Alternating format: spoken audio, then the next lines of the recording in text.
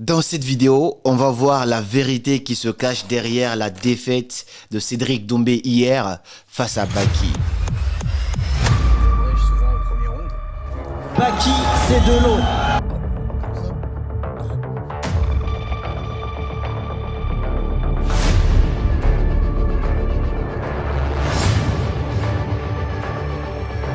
Alors si tu ne sais pas c'est qui Cédric Doumbé, sache que Cédric Doumbé c'est un combattant, un grand combattant, un excellent combattant, mais pas que.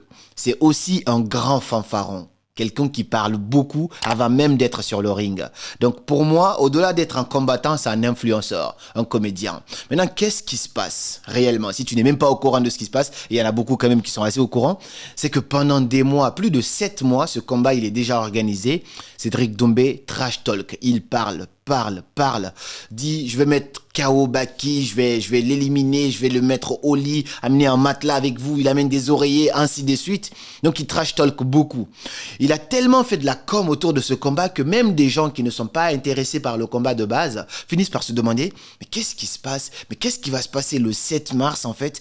Tout le monde va se renseigner et finalement essayer de voir qu'est-ce qui va se passer là-dedans. Cédric Doumbé a beaucoup d'ascendant psychologique sur ses adversaires. Donc moi, je fais partie de ces gens-là. Moi, je fais du dev perso, je m'intéresse pas trop au combat.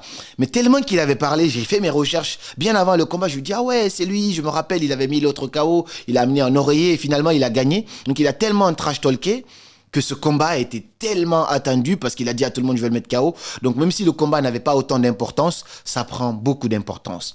Et enfin, ce combat est organisé hier. Beaucoup de célébrités, les MHD, les Jamel des Blues, tout le monde était là dans la salle. La salle, elle était blindée, tout le monde vient voir. Alors Doumbé, il a parlé. Venons voir qu'est-ce qui va se passer. Venons enfin voir le résultat de tout ça. Et comme par hasard, malgré tout ce qu'il a dit, au 3e round, il a une épine dans les pieds, dans l'orteil, et ça fait qu'il n'arrive pas à continuer convenablement le combat. L'arbitre, il arrête, et comme les règles du MMA disent que tu n'as pas le droit d'arrêter le combat, il n'y a pas de pause. Et donc finalement, il est déclaré forfait, il perd le combat.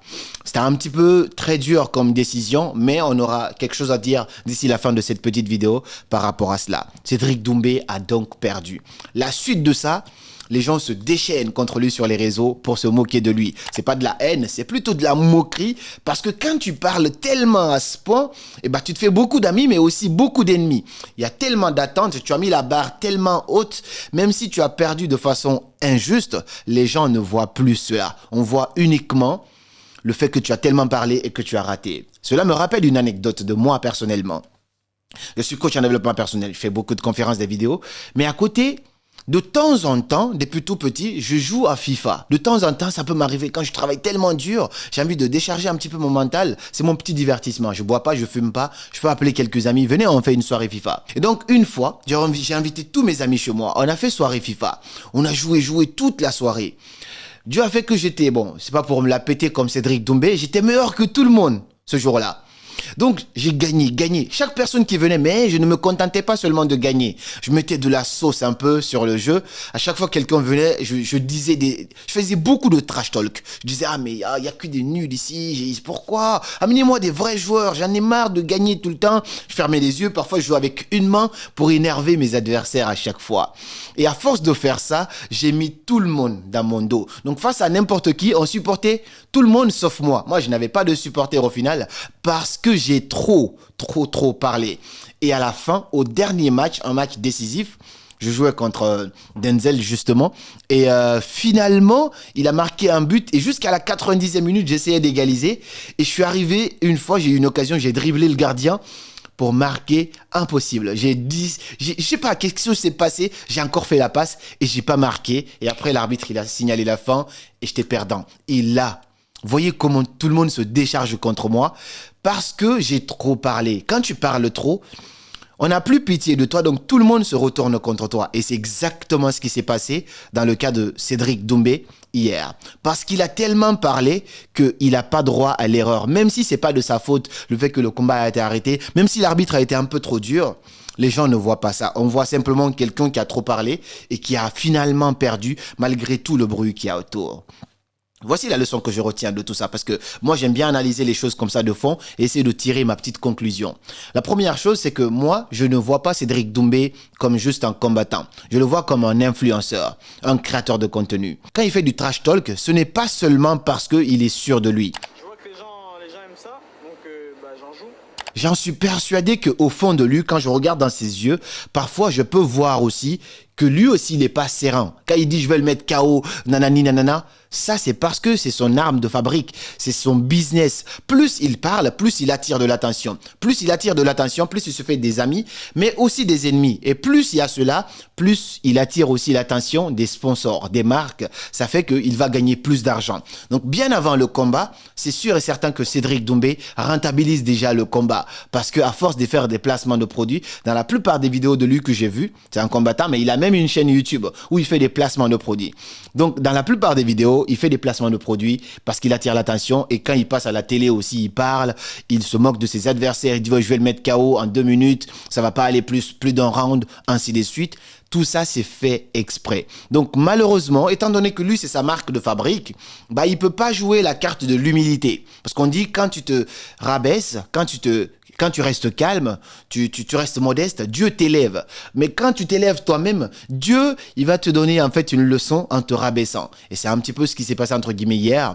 Mais il peut pas jouer la carte de l'humilité. Parce que c'est justement parce qu'il parle qu'on le connaît. Même s'il est bon, s'il n'avait pas fait autant de bruit, moi je l'aurais pas connu. D'autres gens qui ne s'intéressent pas au monde du combat ne l'auraient pas connu. Donc il peut pas jouer la carte de l'humilité. Mais la carte qu'il a choisie a des inconvénients. Et c'est ce qu'on a vu hier.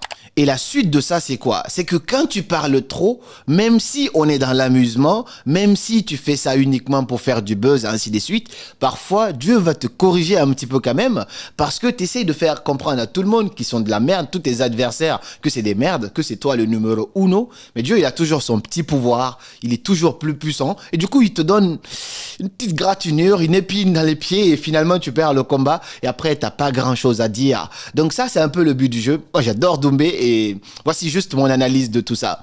Et la dernière chose, c'est que je trouve quand même personnellement que l'arbitre a été trop dur de ce que j'ai vu. Ok, j'ai une épine dans les pieds, mais en fait, on peut juste vérifier ce qui se passe parce que mon adversaire aussi est consentant qu'il y a un truc qui va pas. Si c'était juste Doumbé, voilà. Mais même son adversaire a vu qu'il y avait un truc qui n'allait pas. L'arbitre a été dur, strict, il a dit non, c'est terminé, t'as perdu, match arrêté. Et là, tout le monde était déçu. Ceux qui ont payé des centaines d'euros pour aller voir ce combat-là, finalement, ils sont déçus, ainsi de suite. Donc, j'aimerais bien avoir ton petit avis aussi là-dedans. Qu'est-ce que tu penses de ce combat? Si tu t'intéresses d'ailleurs, bien sûr, au combat, quelle est la leçon que tu tires de tout ça? Est-ce que tu penses que l'arbitre a été un petit peu trop dur? Est-ce que c'est un match truqué? Est-ce que c'est bien mérité le fait que Doumbé perde ce match? Et est-ce que dans tous les cas, il aurait quand même gagné si jamais le match avait continué? Partage-moi ton avis dans les commentaires. Et puis on se dit à très bientôt pour une nouvelle vidéo. C'était Karamo. Suivez vos rêves. Ils connaissent le chemin.